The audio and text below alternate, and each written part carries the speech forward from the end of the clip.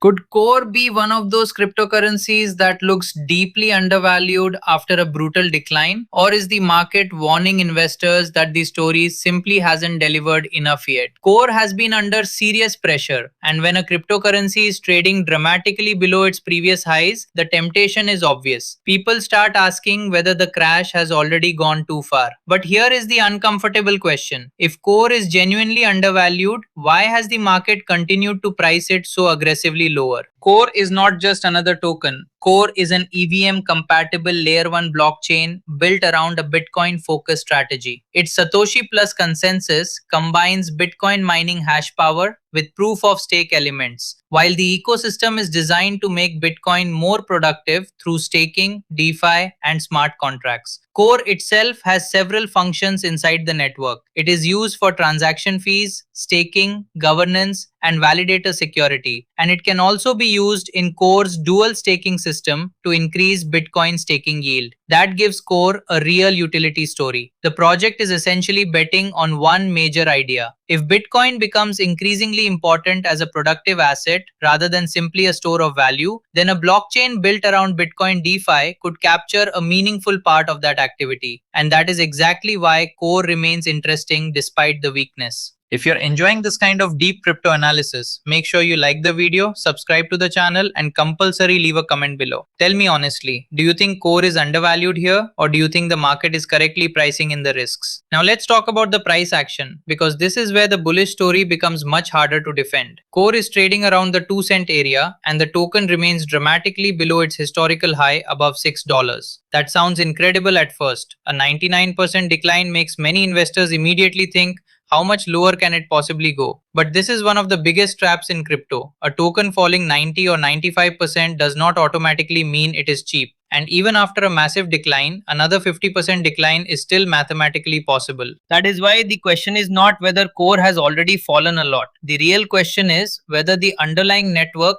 can generate enough demand to justify a sustained recovery. Technically, the picture remains fragile. Core is hovering around the lower end of its recent trading range, and the market needs to see buyers reclaim important resistance levels before a convincing trend reversal can be confirmed. If Core can reclaim and hold the 2 cent area with stronger volume, that would be an important first sign that buyers are returning. A sustained move above that zone could potentially shift momentum from simply bouncing to attempting a more meaningful recovery. But if Core repeatedly fails around that area and sellers push it below recent lows, the market could start testing lower support zones again. And that is where things become dangerous. When a cryptocurrency is already trading at a very depressed valuation, traders often assume that downside is limited. They buy because they believe it cannot go much lower. But markets do not care about what feels cheap. They care about demand. And right now, the technical structure needs stronger evidence before calling a bottom. Volume is also important. A genuine reversal normally needs more than one green candle. You want to see buyers defending higher lows, volume expanding during breakouts, and resistance levels turning into support. Without those confirmations, a short-term rally can simply become another lower high. And that brings us to the ratings and signals. Unlike traditional stocks, Core does not have a standardized Wall Street analyst consensus, where you can simply look at a clean buy, hold, or sell rating. Crypto is different. The signals come from price structure, liquidity, on-chain activity, ecosystem development, tokenomics, and market sentiment. And those signals are currently mixed.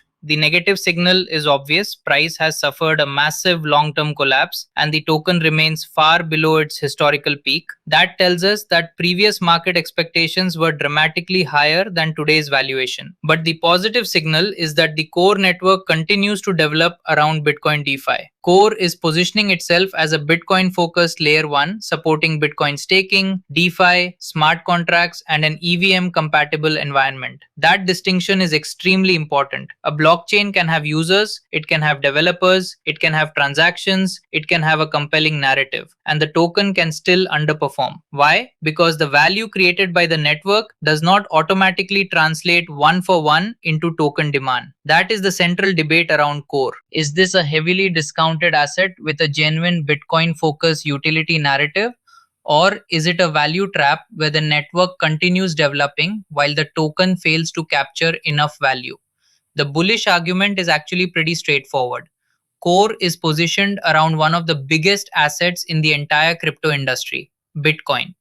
Instead of trying to compete purely as another generic layer 1, Core is building around the idea of making Bitcoin productive through staking and DeFi.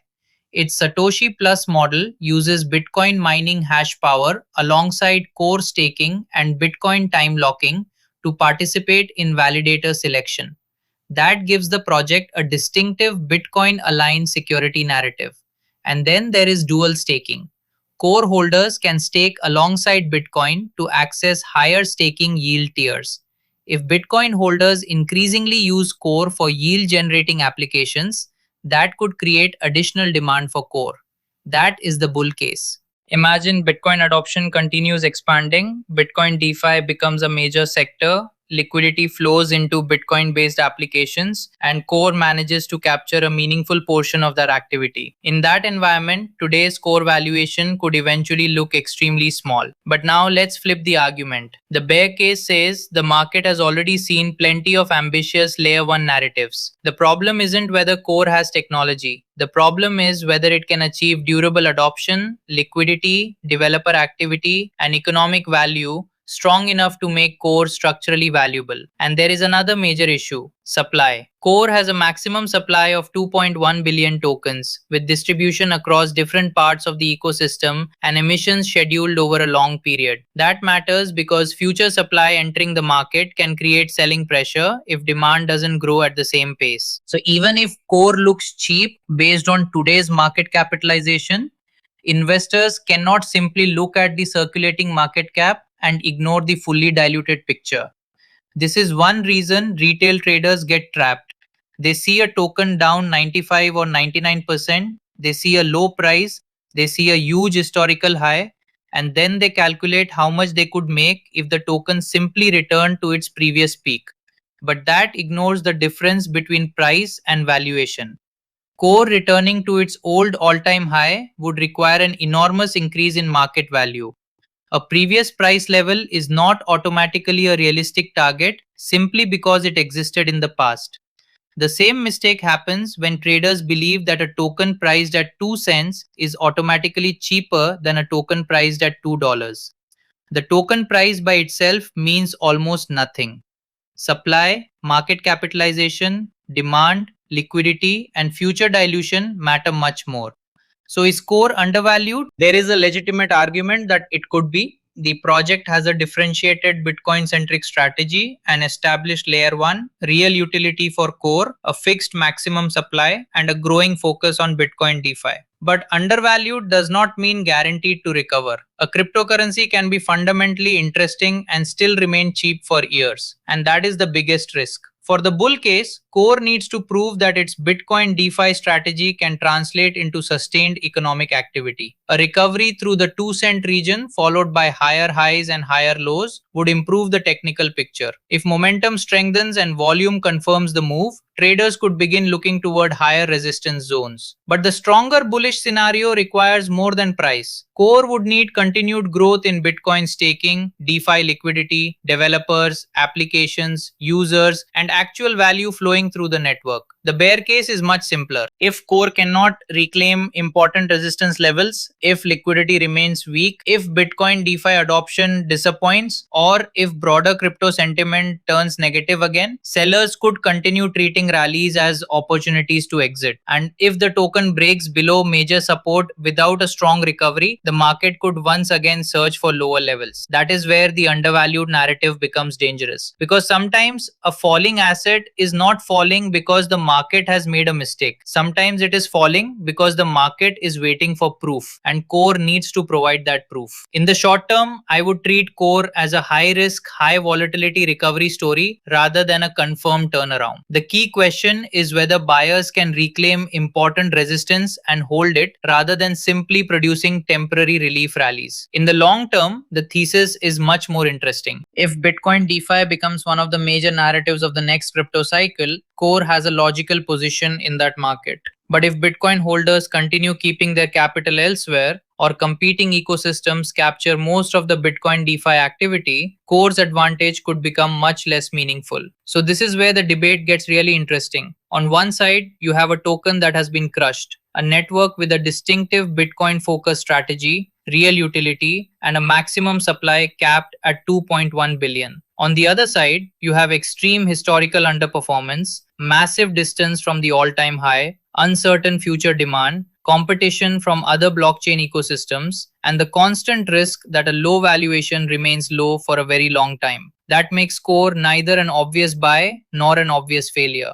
It is a bet on execution. If Core successfully turns Bitcoin's enormous liquidity and importance into a thriving DeFi ecosystem, today's prices could eventually look like a major opportunity. But if the network fails to convert its Bitcoin narrative into sustained demand for Core itself, this could become another example of a cryptocurrency that sounded undervalued long before the market had any reason to revalue it. And that leaves us with the most important question of all. Is Core sitting near the beginning of a massive Bitcoin DeFi comeback, or are investors looking at a token that has already fallen dramatically for very good reasons? The chart may eventually give us the answer, but will buyers step in before the next major move, or will Core surprise everyone with another leg lower? Remember, this is not financial advice. Always do your own research, understand the risks, and never invest money you cannot afford to lose.